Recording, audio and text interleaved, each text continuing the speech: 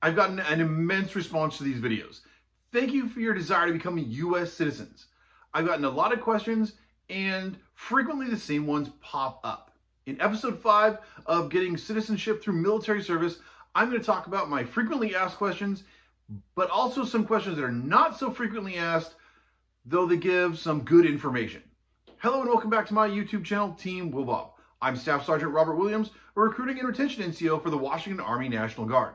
Do me a favor and hit that subscribe button and that bell icon so you can get my videos in the future. And if it's helpful to you, please hit that like button so other people will be shown the video by the algorithm. Okay, just going to dive right in. The first question that I get a lot is, can I join from another country? You can, but only if you have a green card or U.S. citizenship already, and only at a couple very specific spots. No, you do not get the green card after you join. You have to have it before. Can I join on an F1 visa or any other visa, work permit, student visa, anything? No, you cannot. You have to have either citizenship, a green card, or otherwise be a lawful permanent resident. What happens if I do not finish training? Well, depending on why you did not finish training, there's a good chance that your process will be stopped, so you will not be able to get citizenship through the military. So you'd have to go back through the regular 5-year waiting period. One thing to also note, if you do get your citizenship and get an other than honorable or dishonorable discharge before you have completed 5 years of service, they can revoke the citizenship. How do I get a green card if I'm not in the U.S.? I don't actually know the answer to this. Also, I'm not allowed to help with the process. All I can tell you is go to the U.S. Embassy or other consulate or whatever in your own country and ask them, or go on the internet and basically just Google it. It's not that I don't want to help you or that I don't have the information. It's that I'm legally prohibited from assisting. Can you join under DACA? Currently, no. But if you live in the state of Washington, please do me a favor, contact me through text, WhatsApp, Facebook, or Instagram, so that if we find a way, we can get the process started immediately.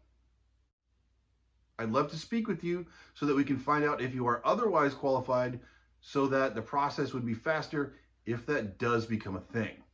The more of you who contact me, the better. So please, if you are under this status and you think you're otherwise qualified, please do contact me. What about MAVNI? MAVNI is not a thing anymore. It's been several years. This is actually one of those prime examples of when you look up stuff on the internet, make sure you check the date on the article, because there's a lot of information about this program and it has not been updated on those websites to say it's no longer a thing. Can I join on a green card that I get by marrying a U.S. citizen or any other 2-year green card? Yes, you can join most of the services. There are just stipulations. And in one of my previous videos, I explained that. Can I get citizenship for my parents? Maybe. I don't have a lot of information on this right now, but there are multiple programs that you can use to get citizenship for your family members, including parole in place. See this video for that. Family sponsorship after you get your citizenship, but I will do some more research and get that information back to you guys. Can I get a green card for my parents if they are here illegally? Well, there are a lot of quirks in the immigration system, and the answer is maybe, but it really depends on how they are here illegally. If you overstayed a visa, no, that won't work. But if you entered illegally and not through a point of entry, you might be eligible for that parole in place program. Is it okay if my green card expires during the citizenship process? No, do not let it expire. Get an extension.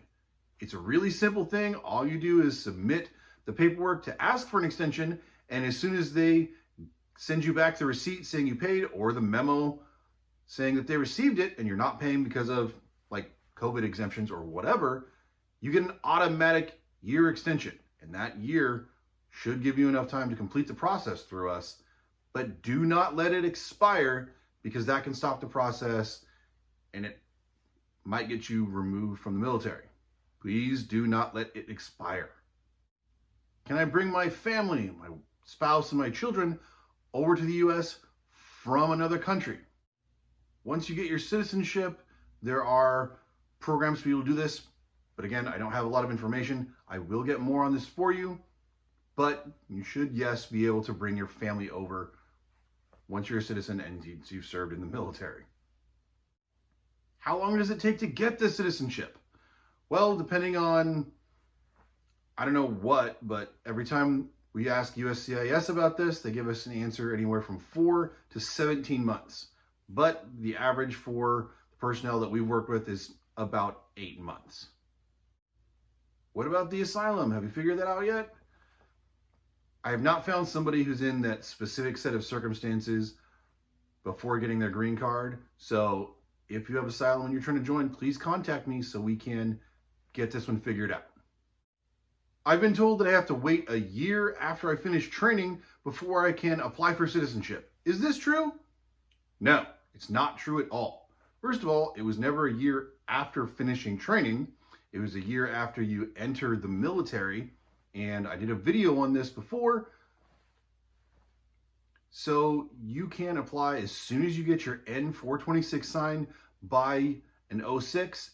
And just remember, it's different for each branch and component.